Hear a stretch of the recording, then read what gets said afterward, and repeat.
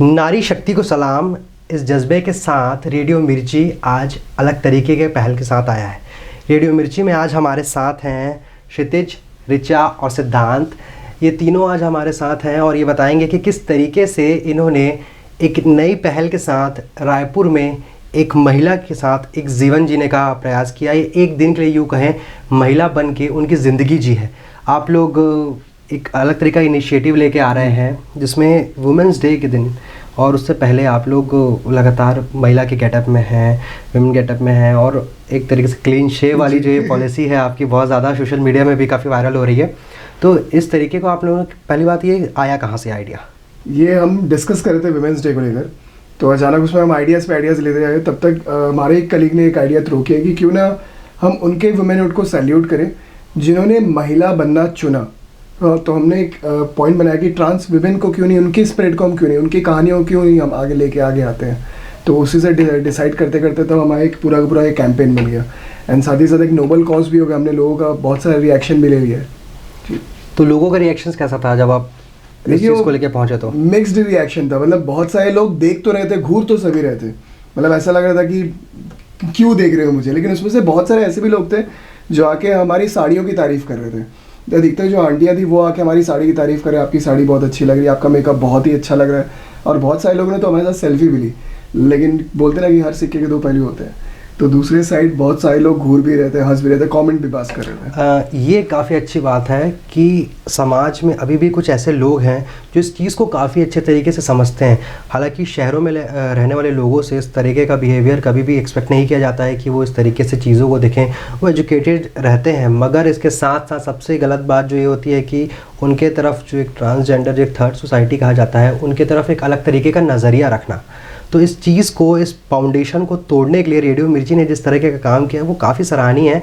और भी जानते हैं कि आखिर और कौन कौन सी चीज़ें थी जो इन्होंने उस दिन के लिए की है और आगे करते रहेंगे इस तरीके के मुद्दों को लाने के लिए। ऋचा, आपने किस तरीके से सोचा था इस कॉन्सेप्ट को? देखिए, एक बात जो होती है वो कहते हैं कि कभी भी आपको किसी की तकलीफ़ समझनी है ना, तो आप उसके जूते पे पैर रख के देखिए, तो ही आपको वो बात समझ में आएगी।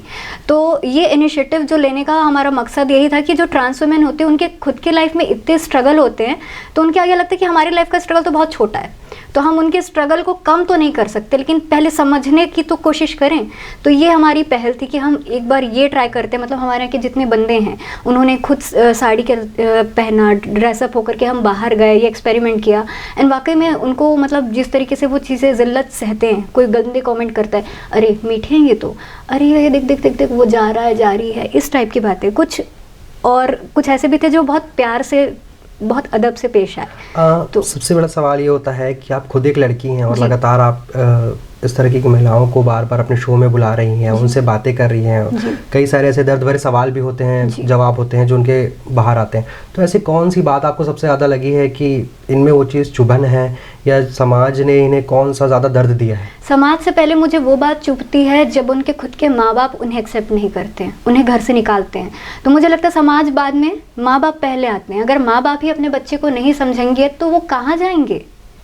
तो मुझे वो बात सबसे बुरी लगी जब कोई मुझे बताता है। उनमें से मतलब हर कोई का एक ही चीज़ कॉमन थी, जहाँ यहाँ तो उनकी मम्मी ने उन्हें बहुत बुरा ट्रीट किया है, या फिर दोनों ने, या फिर पापा ने। कोई ना कोई किसी एक की कहानी ऐसी ज़रूर थी जो मुझे ये कह रही थी कि मेरे पापा ने मुझे मारा जब उन्हें पता चला, मेरी मम्मी ने मुझे मारा जब उन्हें पता चला। कोई कह रहा था मुझे तो सीधा घर से निकाल दिया रातों रात, मुझे नहीं समझ में आया कि आधी रात को मैं कहाँ जाऊँ। तो ये चीज़ मुझे सबसे ज़्यादा चुभी और सबसे ज़्यादा बुरी लगी। कोई समझे या ना समझे, अगर माँ बाप बच्चे को समझ लेता है ना, उसकी प्रॉब्लम आधी हो जाती है। तो जिस तरीके से आपने देखा कि किस तरीके से अलग अलग चीज़ें सामने आती हैं जब आप किसी से बात करते हैं, और ऐसे लोग जिनसे समाज बात करने से डरते हैं या फिर उनसे दूर भागते हैं, जब वो खुलकर अपनी बातें कहते हैं तो कई सारी ऐसी चीज़ें सामने आती हैं जो एक समाज के लिए काफ़ी शर्मनाक भी होती हैं। इस चीज़ों को हमें सोचना भी चाहिए, समझने की भी ज़रूरत है कि आखिर हम पढ़े लिखे हैं, हम एक सभ्य समाज का हिस्सा हैं और हम ऐसा क्यों कर रहे हैं। इसके साथ हमारे साथ सिद्धांत भी हैं। सिद्धांत, आखिर किस तरीके की चीज़ें आपको सामने आई, आपने क्या एक्सपीरियंस किया और कौन कौन सी ऐसी बात थी? सबसे पहली बात तो एक लड़के को एक वीमेन के जैसे ड्रेसअप होना वो एक चैलेंज होता है, उसके बाद फिर सोसाइटी में खुद बाहर आना, लोगों के बीच घुलना मिलना, तो इसको आपने कैसे एक्सपीरियंस किया? देखिए, जो सोशल एक्सपेरिमेंट हमने किया उसका सबसे इम्पोर्टेंट जो चीज़ ये थी कि जब तक हम वो खुद महसूस नहीं करेंगे हम लोगों तक सही तरीके से पहुंचा नहीं पाएंगे। और अगर हम वो महसूस करके बोलेंगे तो हमारे दिल से निकलेगी जो भी चीज़ होगी, और दिल से अगर हम कुछ बताएंगे तो वो दिल तक पहुंचेगी भी। तो ये मेन मोटिव था। और मुझे ऐसा लगा था कि जब हम सोशल एक्सपेरिमेंट चालू करेंगे तब हमें वो एक्सपीरियंस होनी चालू होगी चीज़ें। लेकिन सुबह मैं शॉपिंग करने गया कि मैंने बोला कि मैं साड़ी ब्लाउज लेने जाऊंगा, ठीक है। वहां मैंने ये महसूस किया कि एक इंसान जो फिजिकली एक लड़के जैसा दिखता है, अगर वो लड़कियों के कपड़े जाकर मांगता है तो उसे किस गंदी नज़र से देखा जाता है। लोग वहाँ पर ऐसे, मैंने बस बोला कि मुझे साड़ी और ब्लाउज चाहिए, तो उन्होंने बोला किसके लिए, मेरे लिए चाहिए। तो सब देख देख के हंस रहे हैं, कमेंट्स भी पास कर रहे थे वहाँ पर। तो मैंने मतलब वो सोशल एक्सपेरिमेंट चालू हुआ उससे पहले ही मैंने वो महसूस कर लिया था।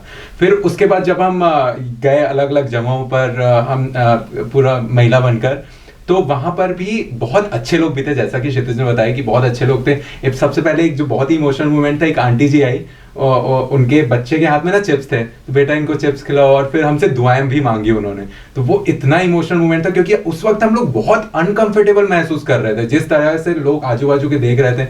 एक तो आपको समझ में आ जाता है कि कौन कैसी नजर से देख रहा है। वो मतलब पहली बार लड़का होकर हमें लड़कों से डर लगा, जो हम शायद कभी महसूस नहीं कर पाते, इसलिए हम ये चीज़ बता पा रहे हैं, इतना एक्सप्रेस कर पा रहे हैं क्योंकि ये चीज़ हमने महसूस की। तो अच्छे एक्सपीरियंसेस भी थे, बुरे भी एक्सपीरियंसेस थे, लेकिन यार एक स्ट्रगल तो है। जो भी ट्रांस वुमेन है उनके लिए एक, नॉट जस्ट ट्रांस वुमेन, जो वुमेन भी है वो भी बहुत सारे, उनके भी बहुत सारे स्ट्रगल्स है जो हम समझ नहीं पाते और जो हमें समझने की ज़रूरत है। अच्छे और बुरे लोग दोनों हैं इस दुनिया में। तो ये थे हमारे साथ रेडियो मिर्ची की टीम, जिन्होंने एक दिन बिताया एक महिला का जीवन। एक महिला का जीवन कैसा होता है, किस तरीके की परेशानी होती है, कौन कौन से समाज के ऐसे चेहरे हैं जो सामने आते हैं, समाज में ऐसे कौन कौन से लोग हैं जो महिलाओं को, असल में एक सिक्के के दो पहलू होते हैं, जैसा क्षितिज ने कहा, वैसे ही अक्सर हमारे आसपास कुछ लोग होते हैं जो दिखावा ऐसा करते हैं कि वो महिलाओं की इज्जत करते हैं, मगर असल जीवन में जब जाके देखा जाए, एक महिला की नज़र से देखा जाए और ज़िंदगी को जिया जाए, तब समझ में आता है कि समाज का असली चेहरा क्या है। इस चेहरे को सामने लाना, इस चेहरे से एक डर हटाना और साथ ही साथ ये बताना कि एक महिला का जीवन वाकई में कितना मुश्किलों भरा होता है, ये काम किया है रेडियो मिर्ची की टीम ने। और TCP24 इन्हें सलाम करता है, नारी शक्ति को सलाम करते हुए TCP24 इन्हें धन्यवाद देता है कि ऐसी चीज़ों को ये सामने लाते रहें और बार बार ऐसे मुद्दों को लोगों के तक पहुंचाते रहें।